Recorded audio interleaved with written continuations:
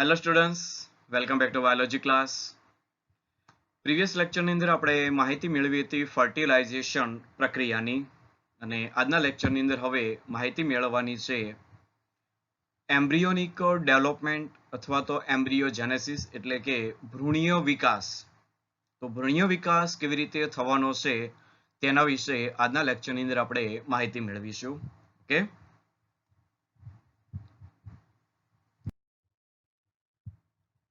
તો વિદ્યાર્થી મિત્રો, ફર્ટિલાઇઝેશન જે પ્રક્રિયા કે જેની અંદર નર પ્રકોષ કેન્દ્ર અને માદા પ્રકોષ કેન્દ્ર એનું જોડાણ થયું અને એક કોષીય યુગ્મનજનું નિર્માણ થાય છે. ઓકે, હવે આ જે યુગ્મનજ છે તેમાંથી ભ્રૂણ બનશે અને જે કંઈ સક્સેસિવ જે કંઈ પ્રક્રિયાઓ છે તેના થકી એક વ્યવસ્થિત ઓર્ગેનિઝમ એટલે કે સજીવ એનું નિર્માણ થશે. તો આ બધી જે કલેક્ટિવ એટલે કે સામૂહિક રીતે આ જે બધી બાબત છે તેને કહેવાય એની ભ્રૂણીય વિકાસ અથવા તો ભ્રૂણ જનન પ્રક્રિયા. ઓકે, કે જેની અંદર જે કંઈ ફલિત જે અંડકોષ છે ફલિત અંડકોષમાંથી ભ્રૂણનો વિકાસ થવાનો છે અને ત્યારબાદ તેમાંથી જ પૂર્ણ વિકસિત અંગ એનો વિકાસ થશે. અને આ જે કંઈ પણ પ્રક્રિયાઓ છે એ પ્રક્રિયાઓ ક્રમશઃ થતી હોય છે અને એ પ્રક્રિયાની અંદર સમાવિષ્ટ છે વિખંડન પ્રક્રિયા એટલે કે ક્લીવેજ, રાઈટ. ત્યારબાદ બીજી પ્રક્રિયા ગર્ભકોષ્ઠી અવસ્થા બ્લાસ્ટોલેશન, ત્યારબાદ ગર્ભસ્થાપન ઇમ્પ્લાન્ટેશન, નેક્સ્ટ ગર્ભસ્તરીય અવસ્થા અથવા તો આંતરકોષ્ઠન અવસ્થા કે જેને કહેવાય ગેસ્ટ્રુલેશન, અને ઓર્ગેનોજેનેસિસ તરીકે અંગજનનની પ્રક્રિયા. તો આ જે કંઈ તબક્કાઓ છે એ તબક્કા ભ્રૂણીય વિકાસની અંદર એ ક્રમશઃ થતા હોય છે. ઓકે, એટલે કે જે કંઈ ફલનની પ્રક્રિયા થઈ ગઈ છે તે દરમિયાન જે યુગ્મનજનું નિર્માણ થયું છે, હવે એ જ યુગ્મનજમાંથી મોટી માત્રામાં કોષો ધરાવતો એક ગર્ભ એ નિર્માણ થશે અને ત્યારબાદ ગર્ભની અંદર થોડા ઘણા ફેરફાર થશે, થોડા કોષો વિભેદીકરણની પ્રક્રિયામાં જશે અને અંગજનનની જે કંઈ પણ પ્રક્રિયા છે તેને પ્રેરણા આપશે. ઓકે,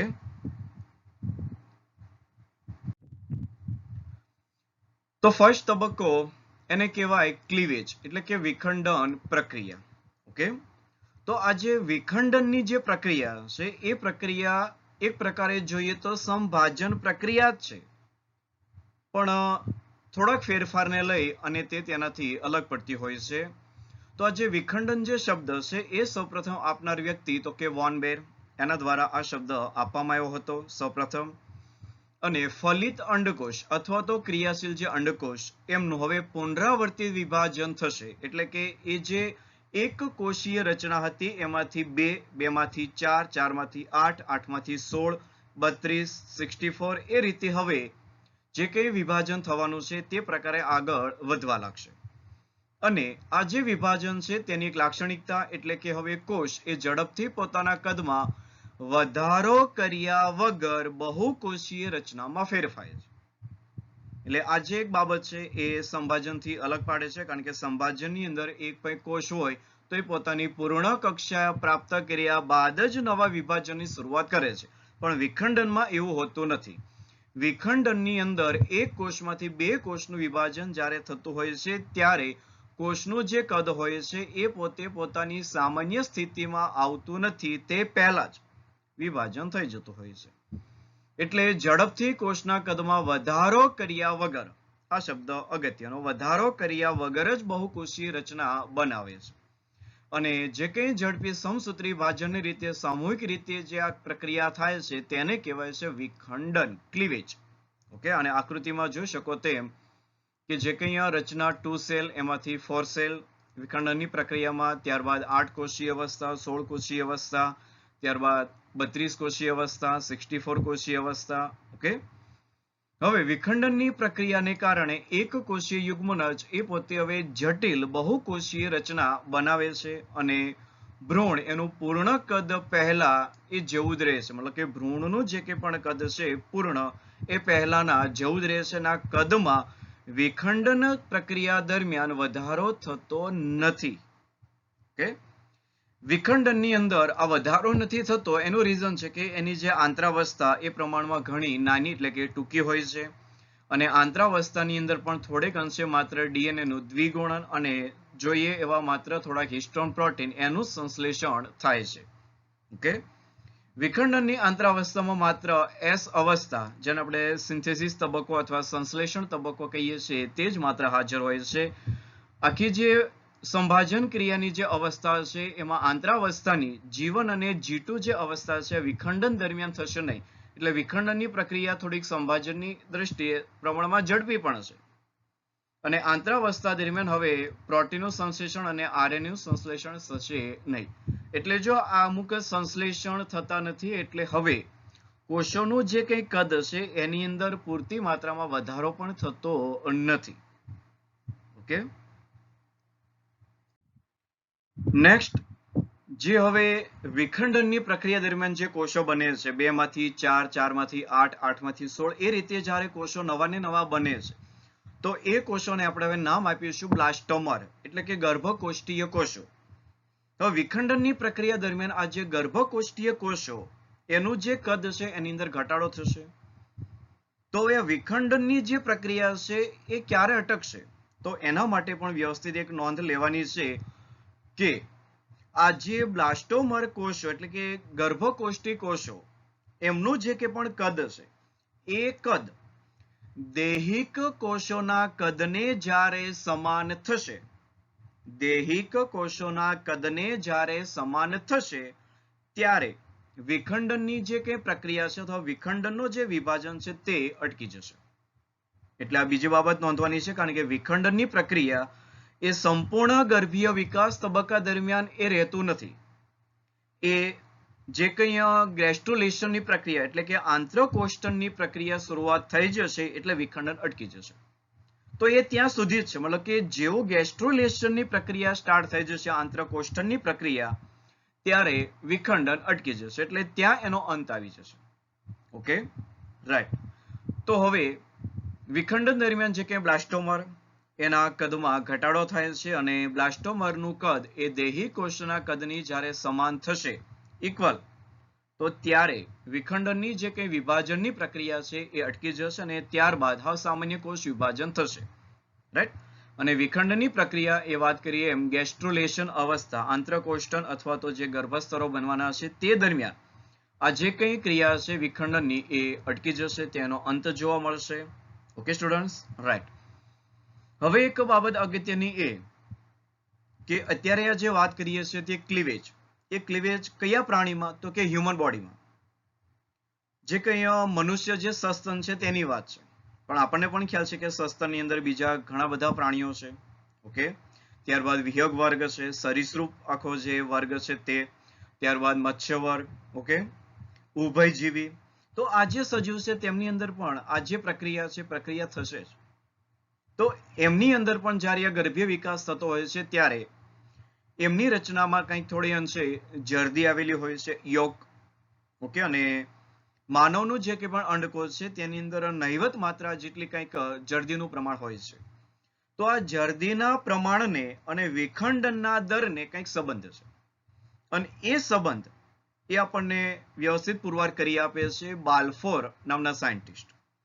તો બાલ્ફોર નામના સાયન્ટિસ્ટના મત મુજબ જે કે પણ જર્દીનું પ્રમાણ છે એ વિખંડનનો જે દર છે તેને કંઈક વ્યસ્ત પ્રમાણમાં છે, મતલબ ઇન્વર્સલી પ્રોપોર્શનલ.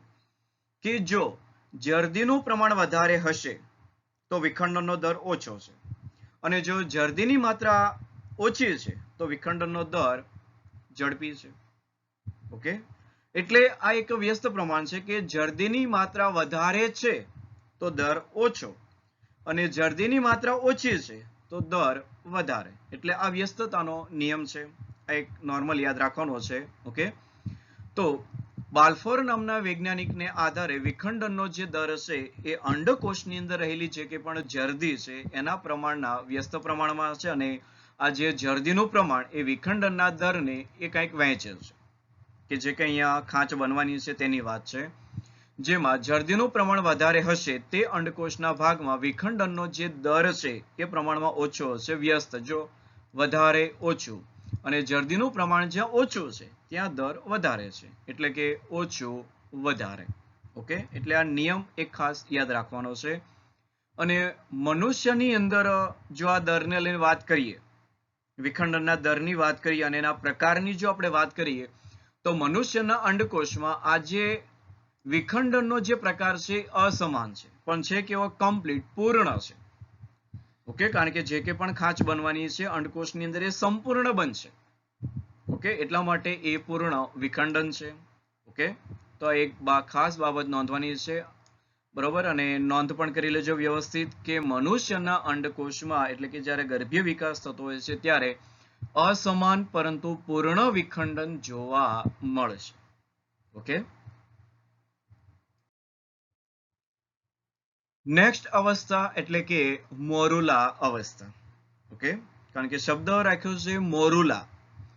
મોરુલા એ શબ્દ આવ્યો છે કંઈક લેટિન વર્ડ મલબેરી. મલબેરી એટલે આપણે કહીએ તો શેતુર, અને શેતુરની અંદર જે કંઈ પણ આપણે ફ્રૂટલેટ જે ગોઠવાયેલા હોય છે તે પ્રકારે અહીંયા કોષો કંઈક એવા અંશે દેખાતા હોય છે, એટલા માટે શબ્દ રાખ્યો છે મોરુલા. તો વિખંડનની પ્રક્રિયાને કારણે હવે એક કોષીય જે યુગ્મનજ છે એ યુગ્મનજ સખત એક દડા જેવી અને બહુકોષીય રચનામાં ફેરવાઈ જશે. આ પહેલી બાબત. અને આપણને ખ્યાલ છે કે જ્યારે ફેરવાય છે ત્યારે એકમાંથી બે કોષ, બેમાંથી ચાર કોષો, આજે આકૃતિમાં દેખાય તેમ એક ઝાયગોટ એટલે કે ફલિતાંડ છે. ફલિતાંડનું વિખંડન 2 સેલ, એમાંથી ત્યાર પછી 8 સેલ, 2 માંથી 4, 4 માંથી 8, 8 માંથી 16, 16 માંથી 32, 64. તો આવી એક કોષીય અવસ્થા આવતી જશે. ઓકે, અને સખત દડા જેવો ભાગ જે મલબેરીમાં દેખાય છે શેતુર, તો એના જેવું કંઈક દેખાય છે. અને તેના પછીના વિખંડનની અવસ્થામાં હવે જે કંઈ પણ બ્લાસ્ટોમર છે એની અંદર હવે કંઈક ચોંટી જાય તેવા બહિરુદ્ધ ભેદ જેવા કોષોના સમૂહનું નિર્માણ થશે. અને આ કોષોનો સમૂહ લાઈક અહીંયા જે આકૃતિમાં દેખાય તેમ કંઈક મલબેરી એના જેવું એટલે કે શેતુર જેવું કંઈક દેખાય છે. એટલે આ અવસ્થાને નામ આપ્યું છે મોરુલા અવસ્થા. અને મોરુલા અવસ્થા એ 8 થી 16 ગર્ભકોષ્ઠીય કોષો યુક્ત હોય છે. ઓકે, ઘણી વખત 32 કોષીય જે અવસ્થા છે તેને પણ આપણે મોરુલા અવસ્થા તરીકે સ્વીકારીએ છીએ. ઓકે, ઓકે, નેક્સ્ટ જે કઈ અવસ્થા એ કહેવાય બ્લાસ્ટુલેશન એટલે કે ગર્ભકોષ્ઠીય અવસ્થા. તો વિદ્યાર્થી મિત્રો, હવે જો જે કંઈ ક્લીવેજની પ્રક્રિયા એટલે કે વિખંડનની જે પ્રક્રિયા છે તેમાં 2 કોષો, 4 કોષો, 8 કોષો એવા કોષો નિર્માણ થાય છે અને અપ ટુ મોરુલા અવસ્થા. તો આ જે મોરુલા જે અવસ્થા છે ત્યારે પણ આગળ હવે જ્યારે કોષોનું વિભાજન થવાનું છે ત્યારે વિખંડનની પ્રક્રિયા તો ચાલુ જ છે. ઓકે, કારણ કે વિખંડનની પ્રક્રિયા ક્યારે અટકે છે? ગેસ્ટ્રુલેશન દરમિયાન. તો વિખંડનની પ્રક્રિયાના હિસાબે જેવો નવા કોષો આવે છે એટલે કે આ જે બ્લાસ્ટોમર છે ગર્ભકોષ્ઠીય કોષો એ હવે પોતે કંઈક પુનઃ ગોઠવણીની શરૂઆત કરે છે, રીઅરેન્જમેન્ટ. અને જે કંઈ પણ કોષો એ વધુને વધુ થોડીક એકત્રીકરણ થશે અને અહીંયા એક વ્યવસ્થિત એક સખત બહારથી દેખાતું સખત દડા જેવા ભાગનું નિર્માણ કરશે. પરંતુ આ સખત ભાગ એ અંદરના ભાગમાં કંઈક પોલાણ છે, એ પોલો છે, હોલો પોર્શન છે. તમે આકૃતિમાં જુઓ તે પ્રમાણે કે અંદરનો જે ભાગ છે એ કંઈક હોલો પોર્શન છે. ઓકે, અને હવે આ જે ગર્ભકોષ્ઠી કોષો એના હલનચલનને પરિણામે ભ્રૂણમાં કંઈક પોલાણ નિર્માણ થાય છે. અને આ જે પોલાણ છે એ પોલાણને આપણે નામ આપવાનું છે બ્લાસ્ટોસીલ એટલે કે ગર્ભકોષ્ઠ. અને તમે આકૃતિમાં જુઓ એના ક્રોસ સેક્શનમાં તો કે બ્લાસ્ટુલાનો બ્લાસ્ટોસીલ. ઓકે, જ્યાં સખત ભાગ છે બહારના ભાગેથી એને જો ક્રોસ સેક્શન લેવામાં આવે તો અંદરના ભાગે તો એ કેવો છે તો કે હોલો ભાગ છે, પોલાણયુક્ત ભાગ છે. તો પોલાણની અંદર આ જે ગુહા બની છે એ ગુહાને આપણે કહેવાનું છે ગર્ભકોષ્ઠીય ગુહા અથવા તો બ્લાસ્ટોસીલ. Okay, right. અને હવે આ જે ગર્ભકોષ્ઠી જે કોષો એ ગર્ભકોષ્ઠની આસપાસ એટલે કે આ જે ગુહા છે એમની આસપાસ આવરણ બનાવે છે. અને આવરણ બનીને જ્યારે ગોઠવાય છે ત્યારે એક પ્રકારે સ્તર બને છે અને આવા સ્તરને કહેવાય છે ગર્ભકોષ્ઠીય સ્તર એટલે કે બ્લાસ્ટોડર્મ. Okay, right. અને આવી હવે જે ભ્રૂણીય અવસ્થા છે એને કહેવાય બ્લાસ્ટુલા, ગર્ભકોષ્ઠીય અવસ્થા. અને માનવ સસ્તનની અંદર જે કે પણ બ્લાસ્ટુલા છે એ બ્લાસ્ટુલા કહેવાય છે ગર્ભકોષ્ઠ કોથળી એટલે કે બ્લાસ્ટોસિસ્ટ. ઓકે, એટલે આ બાબત નોંધવાની છે જેને કહેવાય બ્લાસ્ટોસિસ્ટ એટલે કે ગર્ભકોષ્ઠ કોથળી. ઓકે, અને આ આગળ એક મહત્વના કાર્ય તરીકે છે. રાઈટ. તો આ વાત થઈ બ્લાસ્ટુલેશન એટલે કે ગર્ભકોષ્ઠીય અવસ્થા. અને એ અવસ્થાની અંદર હવે થોડા ઘણા ફેરફારો છે, પુનઃ ગોઠવણી છે કોષોની. અને તેમાંથી નિર્માણ થાય છે બ્લાસ્ટોસીલ અને આ જે બ્લાસ્ટોસીલ છે એની આસપાસ તો કે કોષોનું આવરણ આવી ગયું છે. કોષોના આવરણને નામ આપવાનું હોય છે બ્લાસ્ટોડર્મ એટલે કે ગર્ભકોષ્ઠીય સ્તર. Okay, right. નેક્સ્ટ અવસ્થા ઇમ્પ્લાન્ટેશન, ગર્ભસ્થાપન. તો હવે સસ્તનની અંદર જે કે પણ અવસ્થા છે એ અવસ્થાને આપણે નામ આપીએ છીએ બ્લાસ્ટોસિસ્ટ એટલે કે ગર્ભકોષ્ઠ કોથળી. તો જે કે પણ ગર્ભકોષો અથવા ગર્ભકોષ્ઠીય કોષો એ કોષો હવે ગર્ભકોષ્ઠ કોથળી એની અંદર રૂપાંતરિત થશે બ્લાસ્ટોસિસ્ટ. ઓકે, અને ગર્ભકોષ્ઠ કોથળી એના બહારના સ્તરમાં ગોઠવાયેલા જે કે પણ ગર્ભકોષ્ઠીય કોષો એને નામ આપવાનું છે હવે પોષક સ્તર ટ્રોફોબ્લાસ્ટ એટલે પોષક કોષો.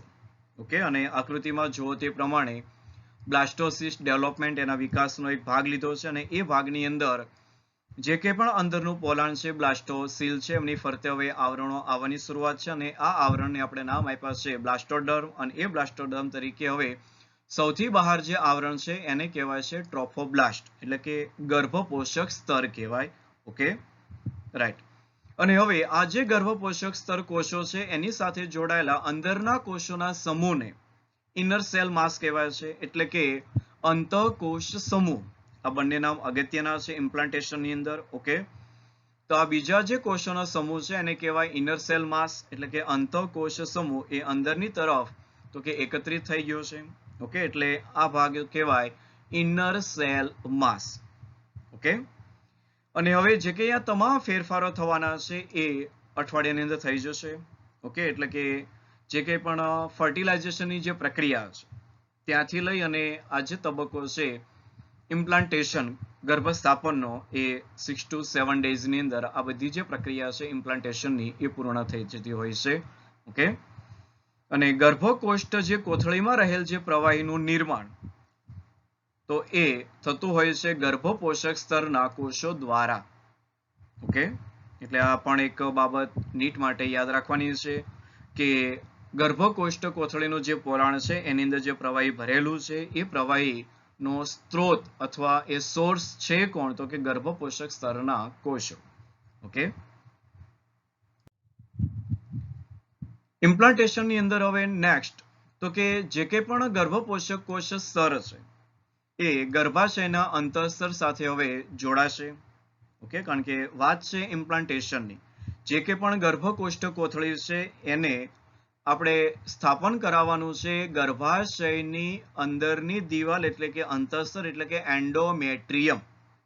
તો આ ગર્ભાશયનું અંતઃસ્તર એટલે એન્ડોમેટ્રિયમ. તો એન્ડોમેટ્રિયમની અંદર આ જે ગર્ભકોષ્ઠ કોથળી છે તેનું સ્થાપન થશે અને હવે અંતઃકોષ સમૂહ એ ગર્ભ તરીકે વિભેદીકરણ પામશે. ઓકે, અને જોડાણ બાદ ગર્ભાશયના કોષો એટલે કે જે કે પણ યુટેરિન સેલ્સ છે ગર્ભાશય કોષો એ હવે ઝડપી વિભાજન પામશે અને ગર્ભકોષ્ઠ કોથળીને ઘેરી લેશે. ઓકે, અને પરિણામ સ્વરૂપે હવે આ જે ગર્ભકોષ્ઠ કોથળી બ્લાસ્ટોસિસ્ટ એ ગર્ભાશયના અંતઃસ્તરમાં એન્ડોમેટ્રિયમમાં તો કે સ્થાપિત થાય છે અને આ ઘટનાને કહેવાય છે ગર્ભસ્થાપન એટલે એક ઇવેન્ટ. Okay, implantation. અને આ જે સ્થાપન છે તેના માટે ગર્ભપોષક સ્તરના જે કોષો છે તેમાંથી ઉત્સેચકોનો કંઈક સ્ત્રાવ થશે. તો આ જે સ્ત્રાવ એ કંઈક જવાબદાર છે જે ગર્ભાશયની દિવાલની ઘણી બધી પેશીઓ અને રુધિર વાહિનીઓને તોડે છે અથવા તેનું પાચન કરે છે, ડાયજેસ્ટ કરે છે.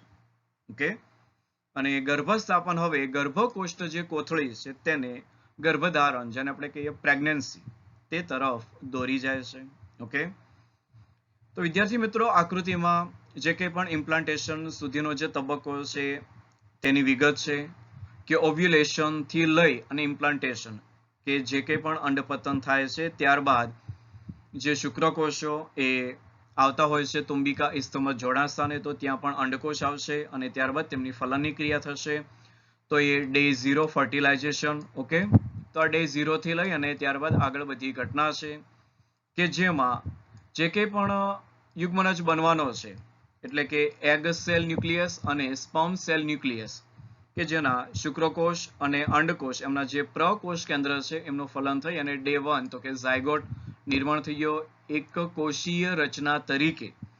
હવે તે ક્લીવેજ જે પ્રક્રિયા વિખંડન પ્રક્રિયામાં જશે અને પોતે બહુકોષીય રચના તરીકે 2 સેલ, ત્યારબાદ 2 માંથી 4 માંથી 8, 8 માંથી 16 એવી એક મોરુલા અવસ્થા, બરોબર. તો કે આ મોરુલા અવસ્થા ધારણ કરશે અને ત્યારબાદ એ પોતે આ જે ગર્ભકોષ્ઠ કોથળી આપણે કહીએ છીએ તે અવસ્થામાં રૂપાંતરિત થશે અને તેની અંદર બહારના જે કોષો છે અને નામ આપવાનું છે આપણે ગર્ભપોષક કોષો અને અંદરની તરફ રહેલા કોષોને કહેવાનું છે ઇનર સેલ માસ, અંતઃકોષ સમૂહ.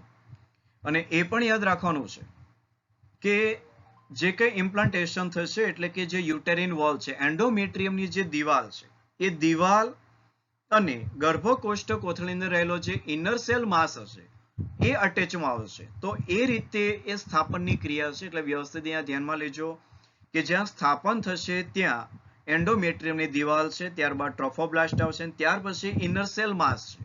તો એ રીતે કારણ કે એસેમ્બલી ગોઠવણી હોય છે અને ત્યાં ઇમ્પ્લાન્ટેશન ત્યારે શક્ય બનશે. ઓકે. અને જ્યારે શક્ય બનશે એટલે પહેલી ક્રિયા થશે કે જોના જે પેલ્યુસિડા એને હેચિંગની પ્રક્રિયા. આ હેચિંગ કહેવાય કે જ્યાં આવેલું જે જોના પેલ્યુસિડા જે લેયર છે એ ત્યાંથી ડિઝોલ્વ થશે. ઓકે. અને ત્યારબાદ જે ટ્રોફોબ્લાસ્ટ અને એનાથી એન્ઝાઇમ્સ રિલીઝ થવાના છે. ત્યારબાદ જે કંઈ માઇક્રોવિલી જે સૂક્ષ્મ રસાંકુરો કહીએ છીએ એ પણ અહીંયા આવી જશે અને યુટેરિન વોલ છે એ પણ થોડુંક જે દ્રવ્ય છે એ પોતે યુટેરિન જે કેવિટી ગર્ભાશય જે પોલાણ છે તેમાંથી પોતે એ શોષણ થતું હોય છે અને એ દરમિયાન આ જે ક્રિયા છે થશે અને હવે જે ઇનર સેલ માસ યુટેરિન વોલ ઓકે એ કોન્ટેક્ટમાં આવે તે રીતે તો કે ગર્ભસ્થાપનની ક્રિયા થતી હોય છે. ઓકે. અને ગર્ભસ્થાપન એ ભવિષ્યમાં હવે ગર્ભકોષ્ઠ કોથળીને ગર્ભધારણ પ્રેગ્નન્સી એ તરફ દોરી જશે. ઓકે.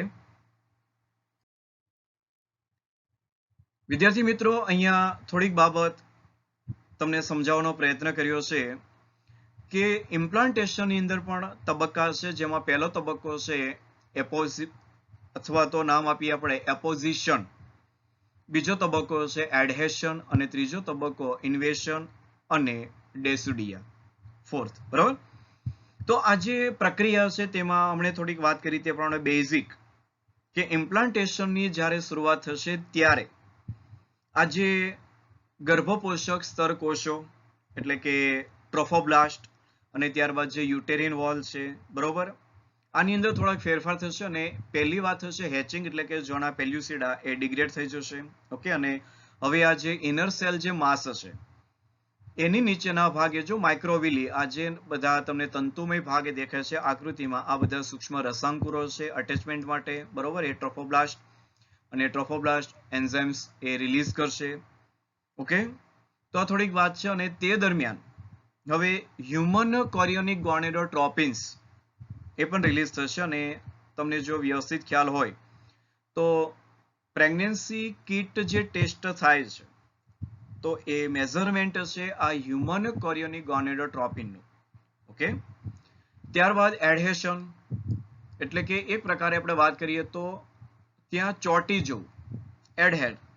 તો અહીંયા પણ જે કંઈ ટ્રોફોબ્લાસ્ટ એટલે કે ગર્ભપોષક કોષો અને યુટેરિન જે વોલ છે એના કોષો એમની વચ્ચે આ પ્રક્રિયા થશે અને ત્યારબાદ જે કંઈ ઇનર સેલ માસ એ યુટેરિનનો વોલ એન્ડોમેટ્રિયમ તરફ એંગલમાં રહેશે તે રીતે આ પ્રક્રિયા પૂર્ણ થાય છે. ઓકે. કે જેની અંદર ઘણા બધા ફેક્ટર્સ એ કાર્ય કરતા હોય છે, ઇન્સ્યુલિન લાઇક ગ્રોથ ફેક્ટર છે. ઓકે.